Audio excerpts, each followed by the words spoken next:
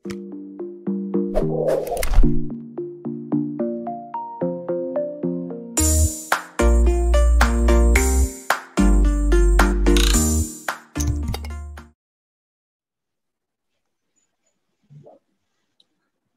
bahagia kerabat desa Indonesia. Pagi ini kita kembali ke Poin Desa.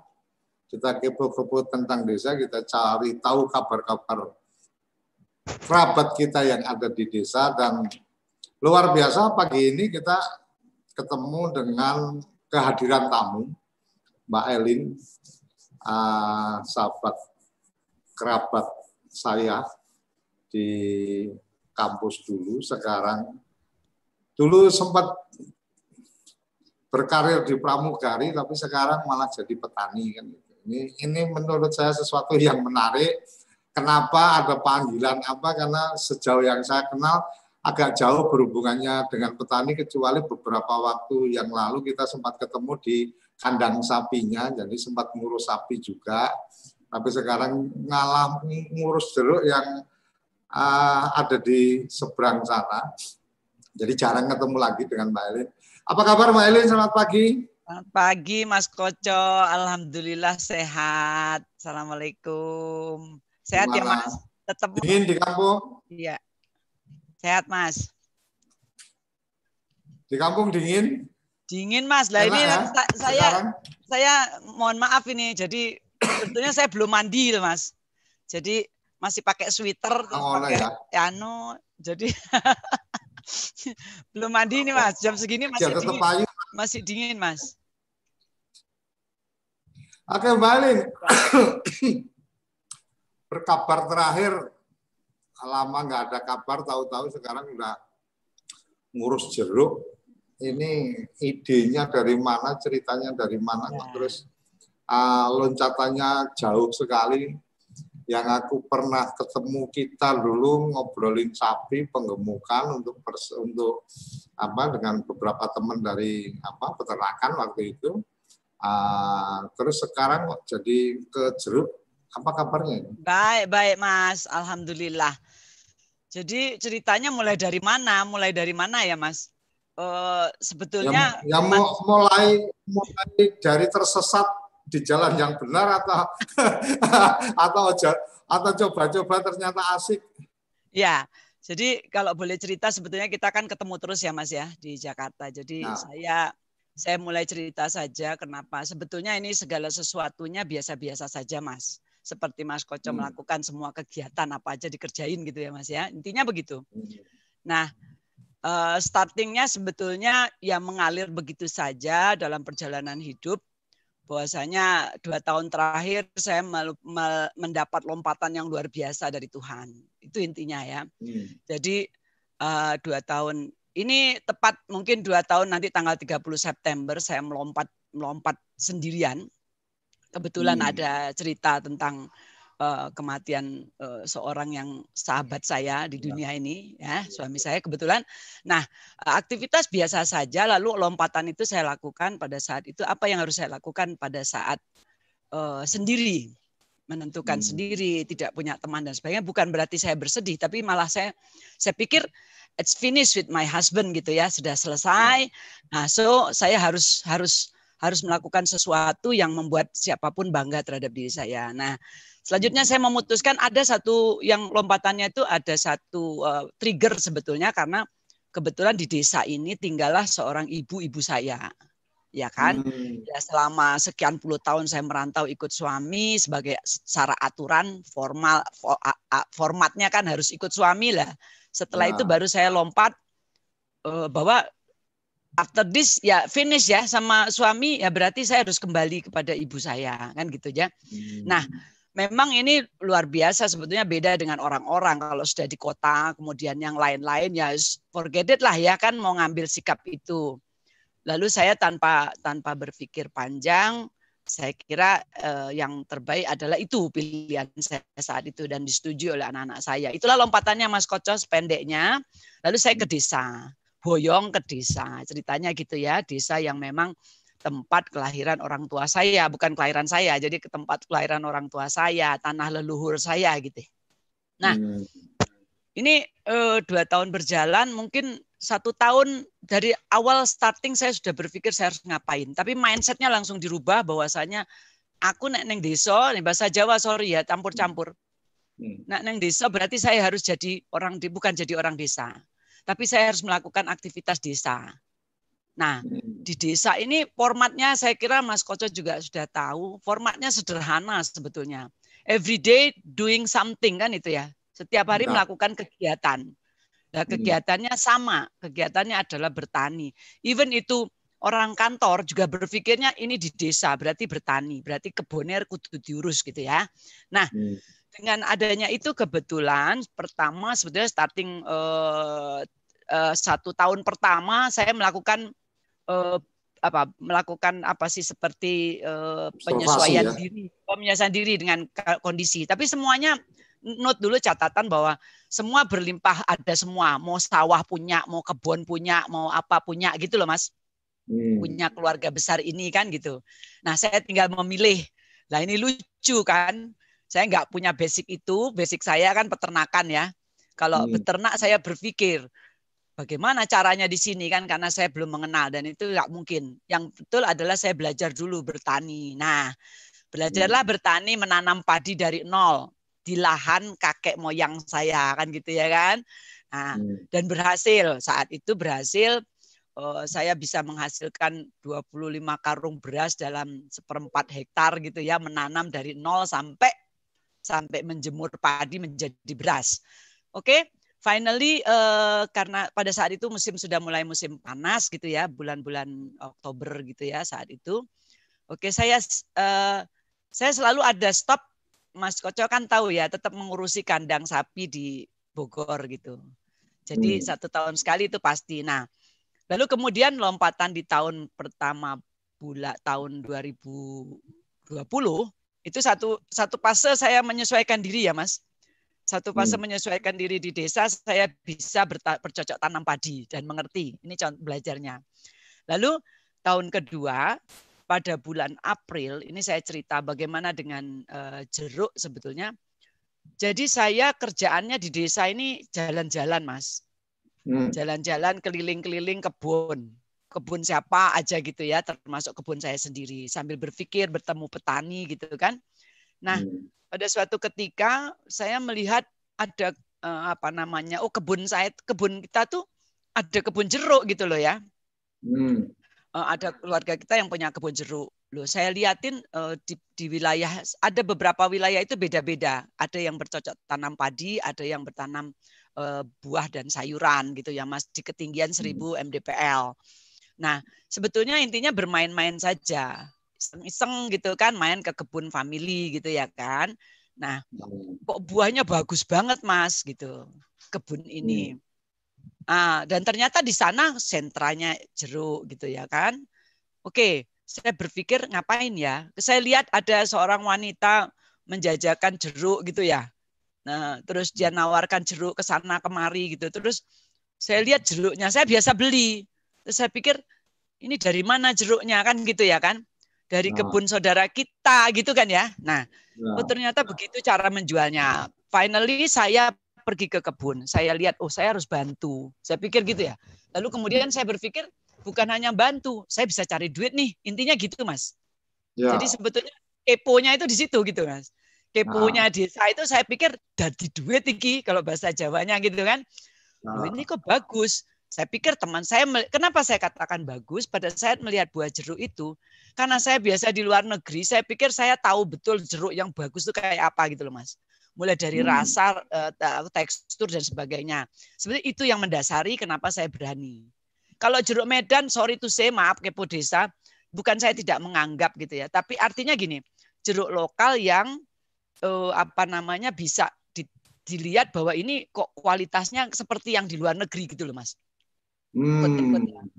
Nah ini kemudian saya carilah kebun ini, saya harus cari. Ternyata saudara saya sendiri yang punya. Ya namanya kita ini family kan, ada yang kalau sudah ngurus beras, ya beras saja gitu loh Mas. Orang urusan sama kopi gini kan ya. Nah, baru ketahuan bahwa sebetulnya keponakan. Nah, jadi saya mainlah ke kebun, saya lihat luar biasa bagusnya pohonnya, bagaimana dia merawat dan sebagainya dan sebagainya. Lalu mulailah saya mencoba untuk membantu memasarkan, Mas. Intinya itu, kepo itu terus saya kepo terus saya pasarkan. Dengan cara menggunakan networking saya yang ada. Terus pertama saya hanya di Palembang. Saya pikir sahabat-sahabat saya kenalkan dengan jeruk ini. Mereka boro-boro, Mas. Boro-boro mengenalkan. Padahal jeruk ini sudah terkenal gitu loh, Mas. Aneh ya. Jeruk ini sudah terkenal, sudah tahu, tapi tidak ada yang menjelaskan bahwasanya jeruk ini luar biasa, hebatnya di mana, bagusnya di mana.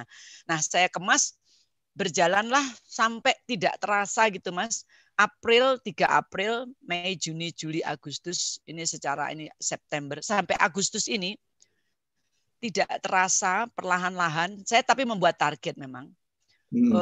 Awal pertama saya menjual setiap 100 kilo gitu ya, Mas ya.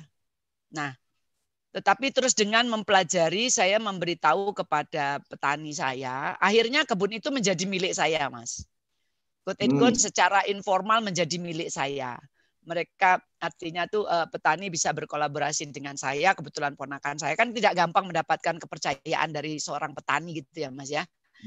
Yang pemilik lahan dan sebagainya gitu ya.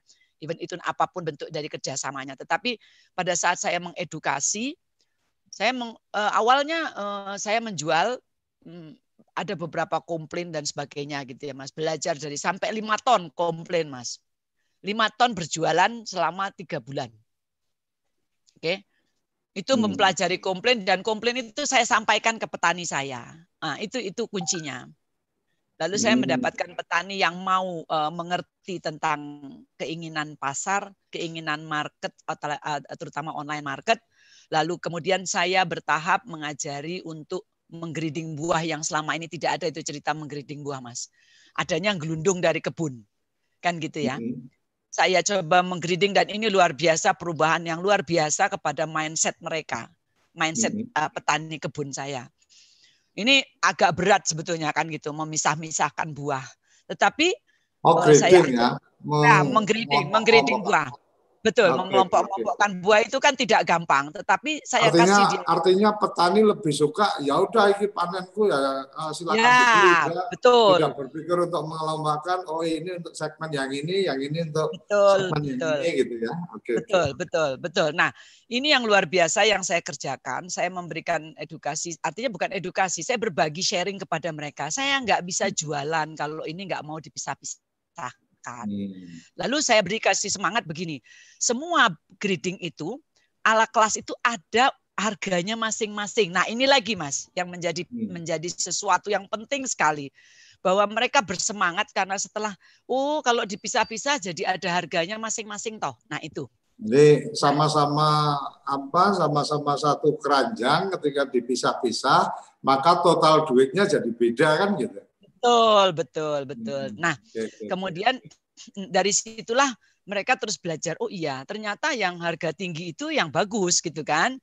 Nah, tapi dia berpikir juga, yang kecil juga laku ya gitu loh. Nah, akhirnya mereka berpikir sendiri ya, bagaimana buah itu kalau dicampur aduk malah rugi toh sebenarnya. Kan gitu ya. Karena hanya satu nilai.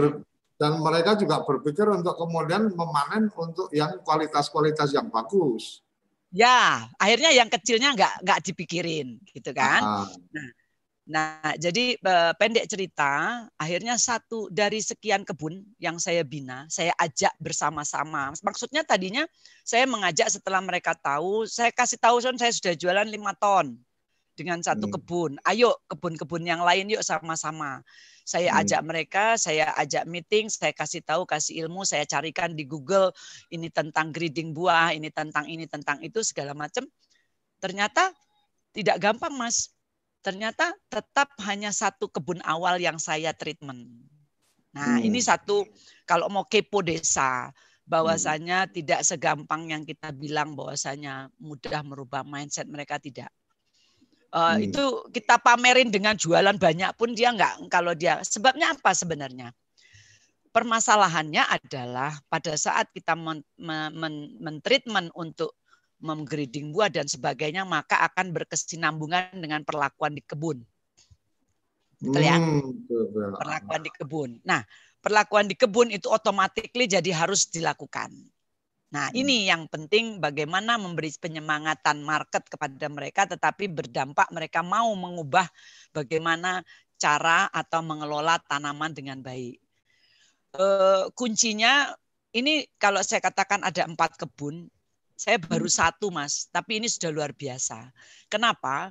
1 kebun ini sudah bisa memberikan virus kepada orang lain, kepada teman-temannya yang lain, bahwa dia sudah bisa menjual pada saat ini bisa sampai dalam 4 April, Mei, Juni, Juli, Agustus, 5 bulan saya katakan saya bisa membantu menjualkan jeruk dia saya katakan. Tadinya jeruk bersama pertamanya 5 ton dengan komplain, lalu jeruk dia sendiri itu bisa sampai 20 ton Mas. Ini luar biasa, saya juga heran sendiri sebetulnya. Nah, selain itu, ini karena ada sinergi antara marketing dengan petani, sebenarnya begitu. Ya. Jadi ya marketing, saya marketing kebun saya sendiri. Nah itu, dengan saya menjadi marketing kebun saya sendiri, saya juga harus tahu, saya beli pupuk apa, bagaimana pupuknya, kapan ininya. Nah, dia yang menerapkan, dia ngajarin saya tentang pupuk, dia ngajarin saya tentang hama. Lalu saya ngajarin dia tentang market, pasar, ukuran dan sebagainya. Ini kurang mulus, ini kurang manis, ini terlalu asam, ini masih mentah gitu loh Mas. Itulah yang terjadi, percepatan ini ditambah juga dengan luar biasa yang namanya online system, ya kan? Berjual melalui Scape Market online. Pandemik ini saya merasa tidak ada pandemik, satu karena pagar alam zona hijau royo-royo. I don't know about pandemic in here, really. Hanya mendengar telinga, tetapi saya tidak, insya Allah betul-betul di sini kita, tapi tetap protokoler berlaku, kita tetap dengarkan. Tetapi saya menceritakan bahwa alam kita ini selektif ya. Yang harus kena pandemik heboh itu ya di tempat Mas Kocos itu sampai harus apa ya kan? Jadi sampai harus terus merokok supaya virusnya betul. Masuk. Betul, salah satunya itu Mas. Jadi, cerita setengah sebetulnya sudah komplit tuh Mas ceritanya Mas. Yang menjadi menarik adalah tadi statement Mbak Elin tentang bagaimana online ya. Online itu kemudian bisa menjadi sesuatu yang luar biasa. Setidaknya kalau yang saya baca di share yang disampaikan tentang from farm to table, jadi dari kebun langsung masuk ke betul. Ini idenya kayak apa ini? Karena aku tahu betul lah Mbak Elin termasuk yang sangat kreatif dengan beberapa ide-idenya. Ya, jadi sebetulnya from farm to table itu adalah slogan publik ya, yang sudah sebetulnya punya publik, bukan punya saya. From farm to table. Tapi di sini kalau di peternakan sudah kita pakai, tetapi belum juga menjadi sebuah apa sih Mas? Belum menjadi sebuah image gitu ya. Nah, from farm to table itu kan kalau diterjemahkan dari kebun gimana caranya nganter ke meja pelanggan, benar nggak? Ya kan? Artinya from farm to table itu bisa disiapkan dengan cara online. Ya enggak? Ya kan? Nah, apa ada dari kebun terus dibawa jalan kaki gitu, jalan taruh di meja. Nah, sebenarnya itu from farm to table itu adalah dari kebun sayur-sayuran itu masuk ke restoran. Itu maksudnya secara publik. Tapi saya terjemahkan from farm to table untuk saya, jeruk saya petik fresh tanpa diapa-apakan, setelah semua perawatannya juga dengan tanpa bebas pestisida gitu ya. Nah, saya petik dari batangnya, hanya saya diamkan sebentar untuk mensortir dan sebagainya, lalu langsung saya kirim dengan saya kemas-kemas sampai ke rumah. Nah, itu dengan harga segitu bisa sampai di depan rumah dia gitu, sampai di meja dia. Nah, oleh karena itulah saya sebut sangat bisa. Petani tidak perlu harus tidak perlu harus bingung bagaimana caranya. Tetap ada faktor-faktor ekonomi, transportasi, and so on. Tetapi bagaimana seorang Elin maksud saya di kebun, saya sebagai petani, sahabat petani atau pemilik kebun lah dan sebagainya. Saya bisa bersilaturahmi seolah-olah saya ini dekat sekali sama mereka gitu loh Mas. Padahal jaraknya ratusan kilo. Setelah jeruk saya bilang saya petik hari ini ya, jadi teman-teman itu pelanggan saya itu seolah-olah ngikutin proses saya ngapain di kebun sini gitu loh Mas. Nah, gitu ya kan? Jadi sebentar ya, saya tak mupuk dulu. Besok saya panen, oke saya panen, oke open order ya, open order saya panen besok. Nah, mereka tahu betul bahwa hari itu saya panen. Jadi saya akan posting bahwasanya saya panen, betul-betul. Jadi bukan apa sih, bukan bohong-bohongan. Ada satu proses storytelling ya. Jadi menceritakan bahwa aku lagi kembali yang ini aku ingat betul. Aku nggak jauh lah sama Mbak Elin kalau untuk jalan-jalan ke luar negeri kan. Cuma pernah sekali aku waktu itu ada perjalanan ke Madrid itu di pesawat KLM, aku ingat betul itu KLM. Itu kita kan dapat kue basah tuh. Pas kita buka, terus pas aku makan itu kue isi daging ayam. Bukan rasa daging ayam yang enak, tapi dari kemasan daging ayam kemasan kue ini itu ada informasi bahwa mereka memastikan ayam-ayam yang dimasak itu adalah ayam-ayam yang diperlakukan dengan baik. Ini kan penasaran. Begitu penjelasannya di bawah itu ada dua URL, ada dua akses yang kita bisa lihat di internet itu untuk melihat kandang dan melihat proses pengolahan. Jadi ada webcam dipasang di situ. Jadi pas kita buka di situ kita lihat ayamnya ternyata bukan dipelihara dengan cara satu ekor dikandangin gitu, tapi ayamnya pada satu hamparan agak luas, isi berapa, jadi mereka bebas bermain dan sebagainya. Aku pikir ini kenapa dia harus menceritakan itu? Saya pikir waktu itu cuma berpikir berarti ini lebih pada supaya membangun keterikatan dengan produk mungkin ya, lebih pada kalau aku pengen dapat daging makan kue ayam yang kemudian ayamnya itu diperlakukan dengan baik, ya berarti brandnya ini yang paling pas kan gitu. Ini hampir sama dengan Mbak Elin yang kemudian berbagi cerita tentang bagaimana merawat kebunnya. Ini benar-benar tidak pakai pestisida kimia. Ini benar-benar kebunnya dirawat dengan baik dan seterusnya. Kayak gitu kali ya. Sehingga yang akan makan itu juga mengikuti betul nih. Pagi ini lagi panen, berarti pada saat open order kemudian nunggu bener nih kira-kira akan datang jam berapa gitu ya. Ya, jadi saat ini saya sudah bisa bukan menyimpulkan. Jadi agak berbangga bahwasanya gini. Petani saya juga bangga. Saya juga merasa puas karena gini. Even itu sebuah komplain dari pelanggan, itu betul-betul berarti dia mengharapkan sesuatu.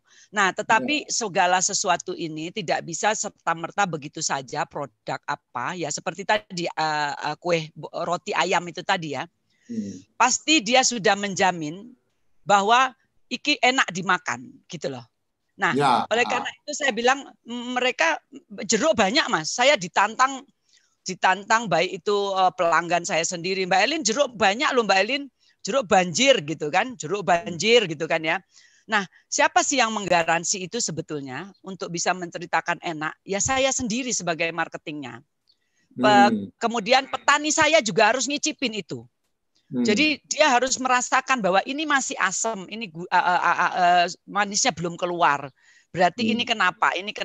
Gitu. Kenapa ini ada uletnya? Kalau secara pertanian saya nggak bahas. Karena gini, maksud saya gini, pada saat kita bicara soal kita membantu market desa, kita nggak usah ikut campur soal bagaimana mereka merawat.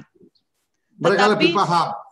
Mereka lebih paham, betul. Harus belajar dari dia. Hargai mereka, gitu loh ya. Jangan hargai mereka bahwa itu adalah profesi dia. Nah, Oleh karena itu saya jadi petani nggak perlu susah. Saya memiliki kebun siapa saja saya bisa, tetapi maksudnya gini, kalau kita punya informasi, sampaikan kepada mereka. Mereka tahu sendiri loh, kalau namanya pupuk ya Mas, pupuk apa, racunnya apa, kapan jadwalnya, gini-gini. Catatan mereka di kalender mereka tuh tulisannya banyak Mas. Tanggal sekian ini kita kalah, kita ngomong doang gitu loh Mas. Mereka tuh komputer mereka tuh ada di dinding itu Mas, di dinding rumah-rumah pondok-pondok mereka. Nah, artinya kita hanya mengatakan sudah dipupuk, sudah, ya kan? Nah, sehingga pada saat kita bicara mereka melakukan pemupukan dan sebagainya, apapun pupuknya ya, apapun ininya, sebenarnya kenapa sih mereka tuh tidak bisa menghasilkan sesuatu dengan baik? Ya karena memang orang yang akan membantu itu campur tangannya nggak pas gitu loh menurut saya di desa itu. Ini kita bicara lagi tentang kepoin desa. Menurut saya ya, saya cuman eksperimen pada satu kebun. Satu orang fokus kebun satu ini. Sehingga gini ya Mas, saya sudah minta izin untuk menganggap ini kebun saya. Luar biasa toh Mas. Ya kan? Nah, bukan kebun saya dalam artian saya menguasai bagaimana ngaturnya, bagaimana ininya, bagaimana itunya, bukan. Karena saya sudah menjualkan punya dia dengan baik dan benar gitu ya, dan mereka lihat hasil, automatically saya jadi owner Mas. Dalam tanda kutip, bukan secara surat. Nah, ini secara komitmen, ini luar biasa. Ini yang sulit bagi saya, bagi kita semua. Artinya kemudian kebun itu brandingnya adalah branding dari produknya saya. Gitu. Betul. Ya. Jadi kenapa kita mesti pusing sih sekarang punya kebun? Benar nggak? Seperti saya cerita sama Mas Koco, kenapa mesti pusing sih punya kandang, gitu kan ya? Ini saya terapkan di kandang. Artinya kita itu sekarang nih prinsipnya saya memang combine. Saya punya banyak knowledge tentang apa namanya, tentang service recovery dan sebagainya. Itu saya terapkan ke pertanian, ke peternakan. Ujung-ujungnya melayani Mas, melayani pelanggan, melayani petani kan gitu ya kan? Ya itulah yang kita kerjakan. Nah, jadi sederhana sebetulnya, saya nggak ngomong banyak-banyak. Sebenarnya ini mengalir begitu saja, tetapi mencoba untuk menerapkan apa saja yang saya tahu gitu aja loh Mas sebenarnya. Ya toh, yang porsinya ke petani ya kita sampaikan ke petani gitu. Nah, itu sampai akhirnya kembali kepada tadi from farm to table kan gitu ya. Ada lagi teman saya sampai pelanggan saya memberikan saya lagi Mas, saking tertariknya. Sampai Elin, jeruk saya habis gitu kan. Walaupun cuma sekilo 2 kilo dia. Nah, jadi dia mengatakan, saya kasih dia WA ke saya gitu. Lihat from farm to table ditambahin from my land to your hand. Oh, luar biasa lagi kan saya pakai Mas. Loh, jadi pelanggan saya memberikan masukan untuk menjual itu, jadi kasana marketing saya jadi nambah gitu Mas. Nah, from my land to my hand to your hand gitu kan, tambahan seperti itu. Nah, kuncinya memang untuk membantu, ya itu tadi kembali lagi seperti yang dilakukan Mas Koco adalah memang secara online itu ya ini menjadi kantor kita, maka selalu harus melakukan yang namanya posting, yang namanya itu memang diperlukan dalam apa cara marketing yang sekarang ini terjadi dalam masa pandemik ini. Mau tidak mau itu harus. Sehingga Mas, saya yang sebetulnya apa sih gaptek banget gitu ya Mas ya. Terpaksa saya harus belajar dari anak-anak remaja. Saya belajar dari keponakan saya. Ini kalau bikin ini kayak apa? Bikin foto pakai poster maker segala macam aplikasi itu. Jadi saya belajar. Ya lihat sendirilah postingannya kan, kalau orang ngerti lucu-lucu karena saya nggak ngerti caranya. Jadi tetapi saya berusaha. Nah, hal ini nggak usah dibebankan ke petani, maksudnya kan begitu. Nah, ada bagiannya masing-masing gitu ya. Nah, betul. Jadi jadikanlah petani itu menjadi seorang yang memang ada di kebun sebagai produsen. Ini yang perlu kita sampaikan kalau kita kepo desa.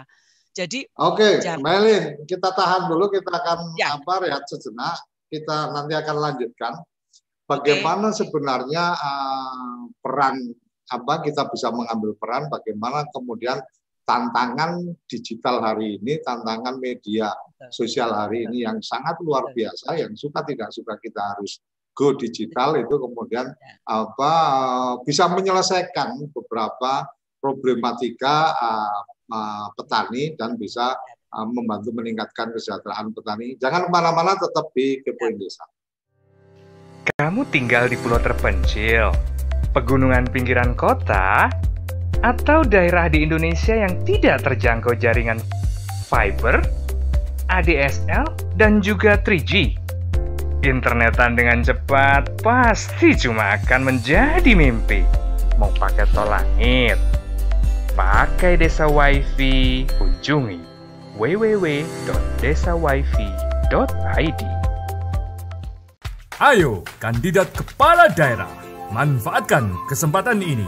TV Desa mengundang Anda bicara desa. 5 menit bisa. Bicara Desa. Sebuah program tayangan monolog, konsep membangun dari desa, dari kandidat untuk masyarakat. 5 menit bisa bicara desa. Hanya di TV Desa. Oke, kembali lagi di Kepoin Desa. Kita akan lanjutkan obrolan tadi. Menarik sekali ketika kemudian kita mencoba mengambil peran yang kemudian tidak sok tahu, tidak kemudian menggurui kepada teman-teman petani yang memang dia sudah ada menjalani hari-harinya ya sebagai petani. Paling kita hanya bisa memberikan advice, bisa memberikan artinya peningkatan kapasitas, peningkatan pengetahuan ya, tapi bahwa eksekusinya kita berharap bahwa mereka ya enjoy untuk kemudian melakukan perubahan perilaku pemeliharaan tanamannya, perubahan perilaku proses panen dan seterusnya gitu kan. Ini lebih pada kemudian bagaimana saya melihat Mbak Elin mengambil peran yang sangat bagus sekali untuk kemudian menjadi marketing. Artinya ketika kita bicara konvensional atau yang sudah berjalan secara umum, mungkin dari petani ada yang jual langsung ke konsumen ya langsung dibawa ke pasar dan seterusnya, tapi ada juga yang kemudian ada tahapan ke pengepul, kemudian ke masuk ke pasar dulu di kota, kemudian dari pasar induk masih ke distribusi dan seterusnya.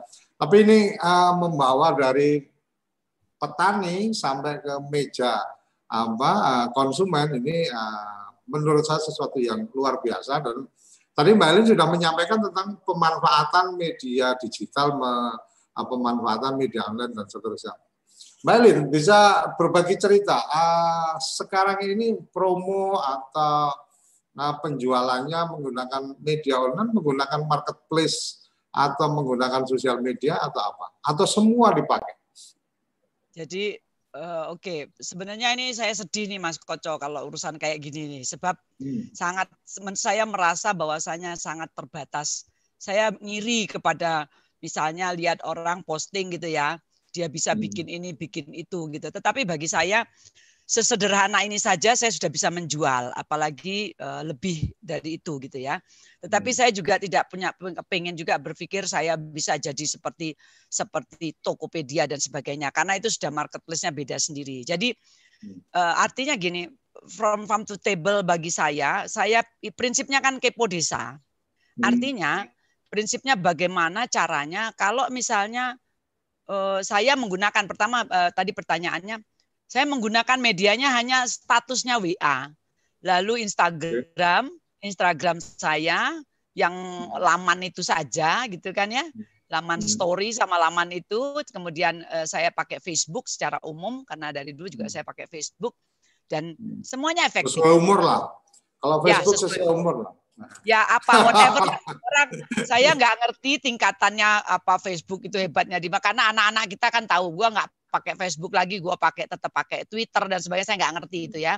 Tetapi saya paham bahwasanya Twitter apa ini.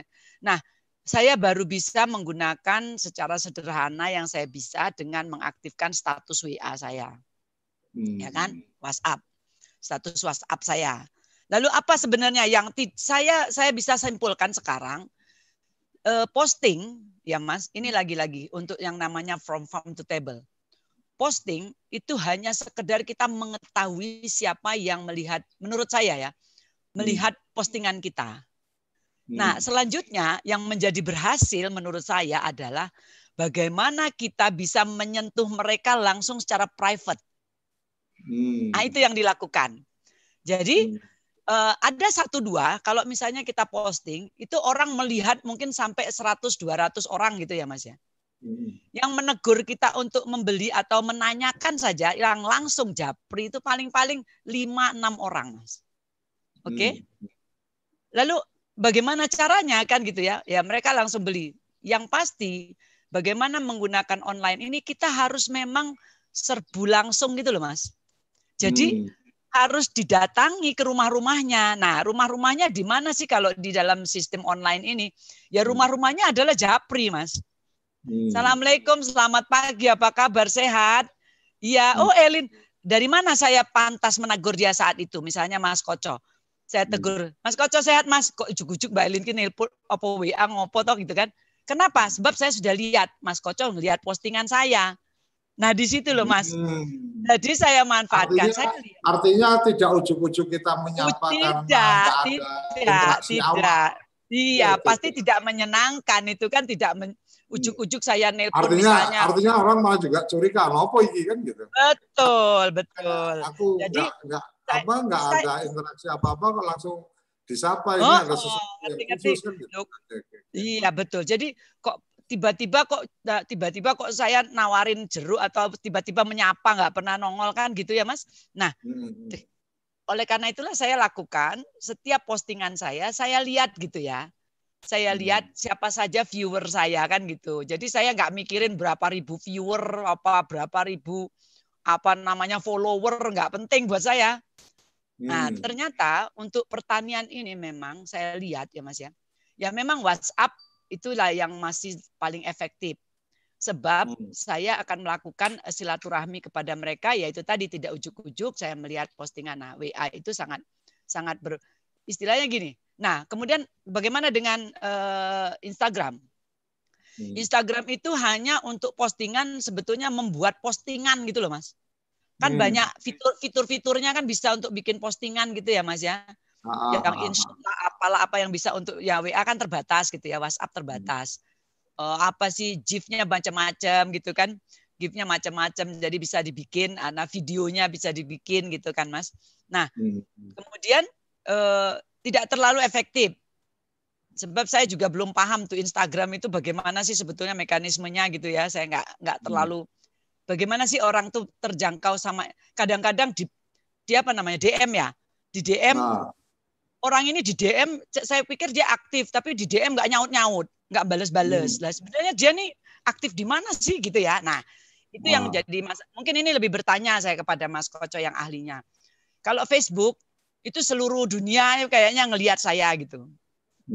Jadi seluruh dunia mengatakan saya ngikutin Facebook kamu gitu kan, karena Facebook saya aktif gitu ya Mas.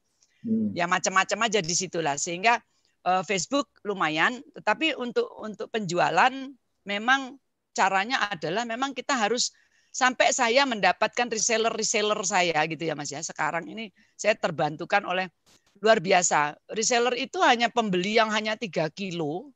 Nah, di sini saya mau cerita Mas, bagaimana jeruk ini bisa mengembangkan penghasilan kepada margin yang segitu, sekecil itu dari petani. Jadi sampai from farm to table itu maknanya besar Mas. Jadi berapa banyak perekonomian yang jalan karena saya, quote and quote, karena saya jualan jeruk. Ini yang penting bagi kita semua sebetulnya yang saya sampaikan kepada Mas. Kepoinlah desa, lalu buatlah sesuatu yang membuat perekonomian bergerak. Jadi sudah beberapa orang yang terbantukan oleh saya di masa pandemik ini mendapatkan value dari saya memasarkan jeruk sang petani. Elin is nothing. Elin bukan siapa-siapa, nggak ada apa-apa. Tapi ternyata saya sudah punya reseller yang menjual lebih besar dari saya. Tapi saya tidak pernah berhenti juga menjadi reseller juga gitu loh Mas. Saya menjadi marketing juga. Sehingga saya membuat. Kenapa sih saya bikin? Saya buat target penjualan itu misalnya harus 100 kilo sampai Jakarta. Ya ini hitungannya perekonomian lagi ya Mas, ekonomis ya masalahnya. Supaya teman saya yang di Jakarta itu mendapatkan nilai. Mendapatkan nilai dari mana Mas? Jadi gini Mas ya prosesnya. Dari kebun saya petik, saya mendapatkan harga kebun. Ini saya cerita dulu Mas, supaya nanti di mana masuknya tentang, ya itu tadi yang tentang online-nya itu. Semuanya dilakukan secara online Mas. Monitoringnya dari online semuanya. Jadi semuanya baik pun gitu ya. Nah, sampai petaninya saya ajarkan harus punya m-banking, saya harus punya bank. Ya, jadi semuanya seperti itu. Nah, tidak ada uang cash seperti biasanya di kebun itu kan cash ya, Mas. Ya. Saya bisa menerapkan dengan adanya seperti ini, saya bisa menerapkan dia tidak nerima cash, Mas. Kami sudah tidak dengan cash. Ini luar biasa, Mas. Luar biasa. Salah satu ciri dari kultur petani kan adalah uang cash. Makanya duitnya habis terus, Mas. Ya kan? Nah, ini satu yang saya terapkan. Kemudian bagaimana itu prosesnya jadi jeruk dipetik ya, Mas. Dipetik kemudian transportasi yang sangat minim di sini, Mas. Transportasi di sini sangat minim. Saya ikut jualan jeruk sampai ke Jakarta itu, sampai ke Jateng itu pakai bis penumpang, Mas. Ya. Nah, bis penumpang itu di sini coba bayangkan dari Pagarala mau ke Jakarta mau ngapain, Mas? Nggak ada penumpangnya. Wong pandemik, ya toh. Dengan adanya jeruk, jadi muatan busnya itu jeruk, Mas. Ini satu. Jadi sangat terbantukan kan dia dengan saya masukkan peti jeruk jadi penumpang gitu, Mas. Nah itu satu itu kemudian sampai di Kampung Rambutan jeruk saya ditangkap sama sahabat saya yang kehilangan pekerjaannya. Dia punya mobil harus dicicil, ya kan? Online dia nggak dapat. Saya bilang kamu mau puterin jeruk saya supaya jeruk saya aman sampai rumah, Mas. Jadi kenapa saya buat 100 kilo? Supaya saya bisa menyewa mobilnya dia untuk dia antarkan tenaganya, sak bensinnya, sak dianya gitu, Mas. Oke? Siapa semua yang bayar itu? Yang bayar pelanggan, Mas. Per 100 kilo secara kolektif. Nah, ini terbantukan lagi, Mas. Bayangkan seorang teman saya itu, satu, saya menjaga buah saya nggak hilang di jalan. Jadi buah itu setelah turun di Jakarta naik mobil keliling Jakarta, Mas, diantar oleh satu orang. Nah, nomor telepon itu kan bisa saya share kepada pelanggan-pelanggan saya. Lo ketok pintu sudah betul-betul diantarkan sampai rumahnya. Orang itu terbantu satu. Nah itu, Mas, semua monitoringnya, semua trustnya pakai online semua, Mas, by phone semua. Jadi membayar dia pakai online, pakai m-banking, kemudian ada kekurangan atau monitoringnya. Jadi saya di sini tetap monitor sejabodetabek. Nah, beruntungnya memang marketingnya ini orang Jabodetabek. Jadi pada saat driver saya yang nganterkan itu salah jalan kan saya protes. Betul gitu, Mas. Jadi ini kelebihan saya ada di sini tuh mungkin tidak banyak yang sanggup. Oleh karena itu maksud saya, teman-teman yang di Jakarta mbok ya ke desa. Ya toh, effortnya luar biasa gitu loh. Maksud saya itu bahan baku yang mau dijual ada, lalu kita punya pengalaman besar di kota besar, ya kan, punya peta mapnya, road mapnya kan punya toh, Mas. Ya sudah toh, nomor telepon kita punya semua, ya sudah. Jadi duit, Mas, gitu kira-kira. Dan petani terbantukan dengan from farm to table. Sebenarnya tujuan saya kepengen. Yang hari ini berarti logistik masih menggunakan jasa transportasi di bus itu atau sudah ada jaringan logistik yang layanan logistik yang dijadikan masih belum bisa karena harga terlalu mahal. Jadi yang termurah masih menggunakan transportasi itu. Kalau saya menggunakan sebutlah misalnya JNE atau apa itu belum bisa. Saya sudah pernah bekerja sama dengan Citylink. Saya sudah membuat harga sebetulnya untuk petani dengan Citylink. Ya sayangnya kan saya harus siapa yang harus mengelola barang saya sebetulnya saya itu butuh perpanjangan tangan saya di wilayah Jawa Tengah gitu ya, Mas ya. Kemudian Jabodetabek saya sudah punya gitu ya. Nah, artinya tuh saya perlu perpanjangan tangan di sana yang bisa mendapatkan hasil dari jeruk ini. Sebetulnya begitu gitu loh.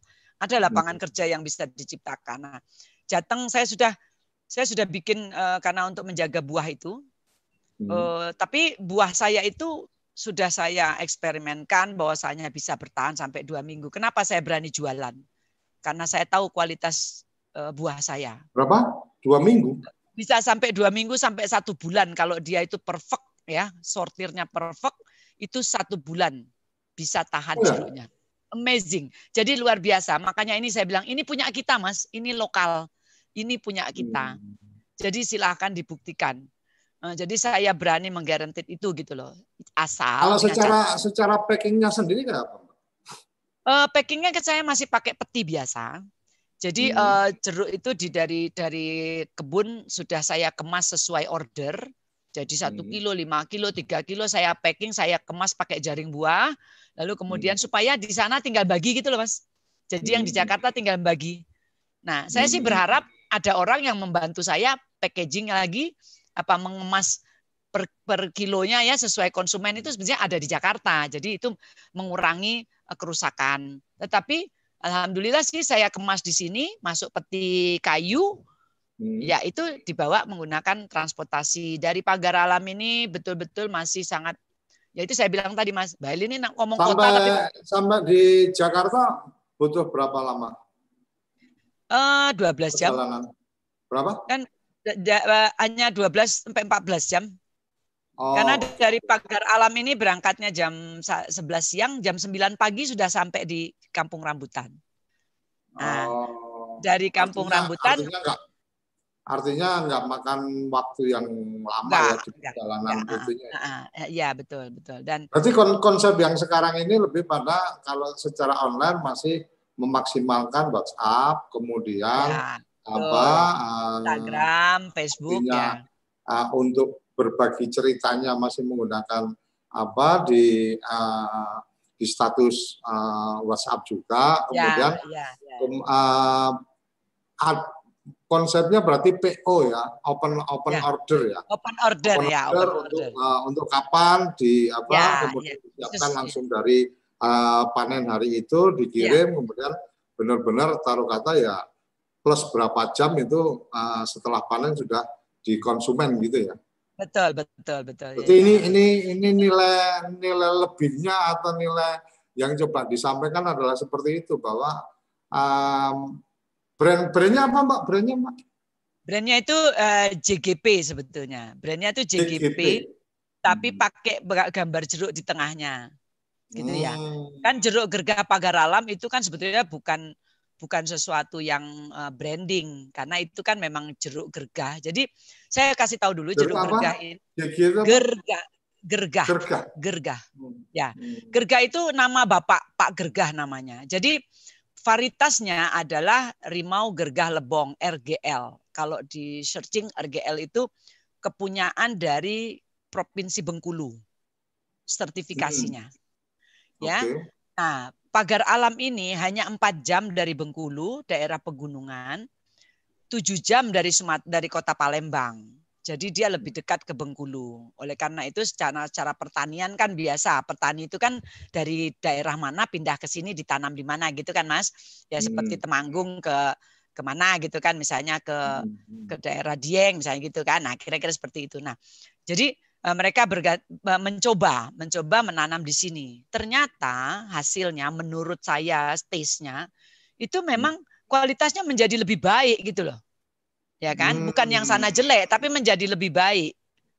Jadi karena topografinya ya. Kemudian pemupukan dan sebagainya itu sama, tapi karena tanahnya di ketinggian di pegunungan ternyata lebih baik jeruk ini gitu loh Mas. Nah, oleh karena itulah saya memberanikan diri setelah saya mencoba sampai 20 ton lebih, saya kira saya sudah sanggup. Saya memberanikan diri menambah kebanggaan kepada petani. Dengan dia sudah memberikan saya saya mengapresiasi bahwa dia bisa beda jeruknya dengan kebun-kebun yang lain. Saya beranikan diri jualan saya sudah pakai stiker. Per 17 Agustus saya 17 Agustus kemarin sebetulnya saya nggak ada yang muji, tapi saya muji-muji diri saya sendiri gitu loh ya Mas ya, dengan petani saya. Saya buatlah monumentalnya adalah saya membuat stiker yang tak pesen dewe gitu loh Mas. Tak karang-karang dewe gitu kan ya. Saya tempelin di jeruk dia dan dilihat bagus. Ya sudah, kenapa tidak? Saya mau jeruk lokal pakai tempelan, kenapa? Boleh kan gitu. Nah, itu satu menjadi sebuah, itu bentuk apresiasi saya, bukan kebanggaan saya, tapi apresiasi saya kepada petani. Sebetulnya itu Mas. Artinya semua yang mulai Agustus kemarin, semua yang keluar dari kebun saya, kebunnya Mbak Helin itu sudah ada labeling. Ya, berarti betul. Itu sebagai satu istilahnya bukti quality kontrolnya memang sudah dilakukan. Ya, betul. Jadi kan banyak jeruk gergah kan banyak ya Mas ya. Ya itu tadi yang saya pikir. Saya ngomong sama pelanggan saya atau siapapun yang berkomentar gitu. Saya kepingin ini sama dengan jeruk impor, bukan jeruk lokal. Itu cita-cita saya yang idealismenya gitu ya Mas ya. Kenapa begitu? Saya sudah makan jeruk impor, semua jeruk impor sudah saya makanin. Nah, artinya dia boleh jejer sama jeruk impor. Nah, masalah sekarang tinggal bagaimana stakeholder atau siapapun yang berkecimpung di pertanian nggak bisa ngandelin kebun saya. Tapi kebun saya salah satu yang saya anggap saya akan terus begitu gitu loh Mas, membuat dia. Kenapa begitu? Jeruk itu ya Mas, bisa puluhan tahun berbuah. Bayangkan. Saya tapi ada musimnya kan Mbak? Sebetulnya sekarang sudah tidak dianggap buah musim karena dia kan bisa kita atur berbuah terus dengan pemupukan dan perawatan. Jadi jeruk bukan kayak duren gitu loh, dipupuk masih tetap nggak mau buah, mengikuti musimnya. Jeruk tidak begitu. Jeruk ternyata bisa berbuah, kita tahan pemetikannya dengan segala macam treatment ya, bisa dianggap dia bisa rutin terus berjualan. Nah, artinya petani bisa mengatur atau membuat kondisi bahwa everyday pun butuh jeruk, kita bisa petik dari kebun. Ya, betul. Memang di dalam secara alamiahnya ada musim-musim puncak tertentu gitu kan ya. Artinya ada panen rayanya, tetapi ada panen raya. Tapi kita bisa bikin nggak usah ngikut-ngikut panen raya, Mas. Yang penting kan bagaimana kontinuitas petani berjualan terus gitu loh. Iya kan? Pada saat nggak ada pun dia tetap bisa jualan. Bagaimana caranya? Inilah marketnya yang sebetulnya yang menjadi sebuah keberhasilan menurut saya. Kalau ikut jual bareng-bareng ya itu tadi harga kan dia kontrol pasar kan gitu kan itu. Nah, jadi saya pikir satu kebun saja saya nggak habis Mas artinya stok saya. Gitu ya. Artinya secara Elin yang membantu petani nggak usahlah banyak-banyak kebun gitu. Ya silahkan diterjemahkan bagaimana apa yang saya lakukan ini bisa menjadi inspirasi atau apalah sebutannya, bukan inspirasi tapi yuk ada yang mau niru gitulah, kira-kira gitu, bukan inspirasi lah. Ada lagi orang yang gila kayak saya gitu, maksud saya gitu loh Mas Koco, ya kan? Ada yang gila. Tapi secara bisnis tetap menarik kan buat Mbak Elin. Oh iya jelas dong. Ada perputaran ini kan bukan kerja sosial. Bukan kerja sosial, betul. Jadi bayangkan, kita katakan saja gini, bagaimana saya sudah bisa membuat petani berhitung harga dasar kebun. Itu bisa saya tes, saya ditantang sama distributor besar di Jakarta dengan quality yang luar biasa tingginya, kemudian dengan harga yang begitu rendahnya menurut pasar umum, ya kan namanya juga distributor yang mengelola lagi. Saya ditantang, saya ikutin. Hanya memang kapasitas saya tidak bisa memenuhi permintaan dia saat ini. Tetapi saya sudah menjalin dan saya belajar banyak dari seorang distributor yang keras luar biasa. Bagaimana harga itu. Nah, dari harga distributor itulah saya bisa bukan menekan kebun. Saya suruh kebun berhitung. Dengan harga paling rendah, bagaimana kamu memupuk, bagaimana kamu mengurus buah, bagaimana kamu ini semuanya masuk enggak? Nah, itu Mas. Nah, bagi saya sebagai orang yang cari duit terus tiap hari gitu ya, harapannya begitu, berproduktif, ada marginnya, kenapa tidak? Jadi apa yang dibayar dari kita, Mas? Saya katakan. Marginnya adalah yang kita dapat adalah servis. Maka, karena saya ini orang kerja di servis, hidup saya mungkin hampir setengah hidup saya melayani, termasuk berjual buah juga melayani. Jangan kita menjadi kepingin harga kebun punya kita gitu Mas. Kebun sudah punya hak sendiri. Nah, yang kita dapat apa sih sebetulnya? Ini tadi loh Mas, yang online system dan sebagainya. Ini yang kita lakukan, pelayanan kita kepada petani dan sebagainya. Berapa sih kalau Mas Cokocok kan orang ekonomi, margin untuk jasa itu cuma berapa sih? Nggak boleh lebih dari 6% ya Mas kalau nggak salah. Bener nggak? Setuju nggak? Itu ekonomi katanya begitu kalau bisnis. Ya. Ada ya kan? ada hitungannya tergantung services yang kita berikan. Tapi ya maksudnya gini loh Mas, tidak bisa menganggap bahwasanya seorang Elin harus menguasai ya kan? Nah, itulah yang menjadi kita malas gitu loh Mas. Malas melakukan sesuatu dan tidak kepo sama pertanian. Karena itu Mas, sebetulnya ini saya mau bicara itu sebetulnya arahnya. Bukan bicara nilai nominalnya atau ininya bukan, tapi saya mau bicara kenapa tidak menarik. Ya kan? Padahal kita bermainnya dalam kuantiti. Nah, bagaimana sih kita menjualkan kuantiti punya petani? Kan kita harus bekerja keras untuk petani. Ya, betul. Petani itu nanam. Artinya memang kalau bicara produk jeruk itu quote unquote berarti kan fast move. Artinya perputaran yang tinggi sehingga memang kita nggak bisa bermain di angka-angka margin besar. Gitu kan. Kita hanya bisa bermain apa mau di 3, apa mau di 6 kan gitu. Iya, boleh nggak? Ya. Oke, mungkin nggak terasa ini sudah sampai di penghujung, nggak ngobrol-ngobrol sudah 60 menit.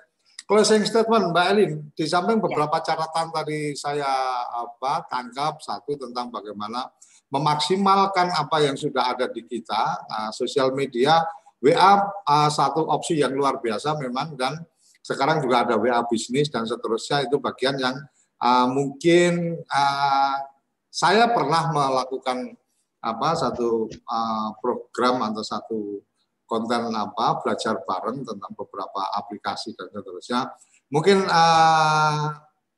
TV Desa akan mencoba mempersiapkan itu. Ternyata ini menjadi bagian yang menarik, menggunakan fasilitas sosial media, atau mungkin salah satu yang teman pernah menyampaikan the power of gratisan, jadi menggunakan fasilitas yang memang hari-hari sudah kita pakai itu dimaksimalkan untuk keperluan bisnis. Itu satu catatan buat saya. Mungkin kita akan coba kembangkan edukasi-edukasi yang seperti itu. Tapi secara khusus jeruk yang pagar alam ini kita sudah kehadiran tamu Mbak Elin. Saya pengen closing statement Mbak Elin baik dari sisi produknya maupun dari sisi pesan inspirasi bisnis yang yang boleh disampaikan di forum ini. Silakan Mbak Elin. Baik, yang pertama closing statement saya tentang jeruk gergah pagar alam. Saya menggaranti bahwa jeruk gergah pagar alam adalah salah satu komoditi lokal yang bisa kita ajukan ke depan. Dan ini saya kira ini kepedulian kita semua bangsa ini harus, saya mewakili salah satu anak bangsa yang lihatlah ini jeruk gergah pagar alam, bahwa ini sesuatu dari bumi kita. Itu satu, bisa disimpulkan sendiri bagaimana luar biasanya jeruk ini, satu. Kemudian yang kedua, saya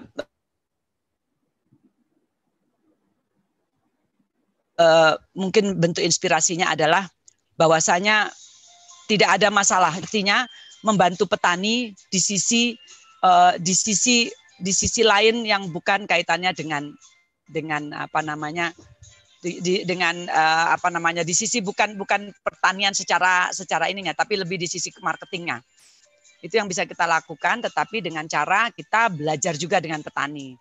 Yang ketiga adalah yuk mari kalau ngajarkan ke petani bagaimana caranya menggunakan digital saat ini.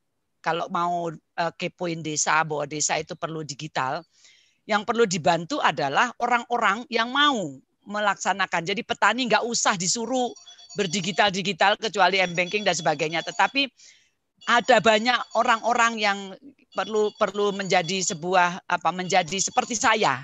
Maksudnya begitu Mas, sederhananya. Mari manfaatkan, baik itu di Jakarta, dimanapun posisi kita bisa menjadi berperan bersama petani. 1, 2, 3 kita lihat ke kebun, tapi kita tahu potensinya. Mari kita bantu mereka. Digital itu ada di tangan kita gitu loh Mas. Dan berapa ribu manusia yang banyak potensi itu, maksud saya, menjadikan petani itu, biarkan mereka menjadi produsen, menjadi pekerja yang baik di petani, sehingga kita yang melakukan aktivitas market buat mereka. Itu yang saya maksudkan. Saya kira itu saja, Mas. Mudah-mudahan ya itu yang bermanfaat ya, mudah-mudahan apa yang saya sampaikan gitu. Oke, terima kasih Mbak Elin untuk waktunya pagi-pagi ini. Kita sudah gangguin, kita kepo-kepo tentang bisnis Mbak Elin yang bersentuhan langsung dengan petani. Kerabat Desa, kita akan selalu hadir, semoga selalu hadir tiap hari Senin sampai Jumat, pukul 8 sampai pukul 9 pagi, dan kita akan mengundang tamu-tamu istimewa, tamu-tamu inspiratif, tamu-tamu yang bisa menjadi tempat kita untuk kemudian belajar pengalaman-pengalaman mereka. Karena pengalaman adalah guru terbaik, tetapi tidak harus kita yang melakukan, kita belajar dari pengalaman mereka-mereka yang sudah sukses, juga menjadi bagian yang penting untuk kita bisa mendapatkan manfaat. Sampai di sini, salam bahagia kerabat desa Indonesia, sampai berjumpa di episode selanjutnya. Terima kasih.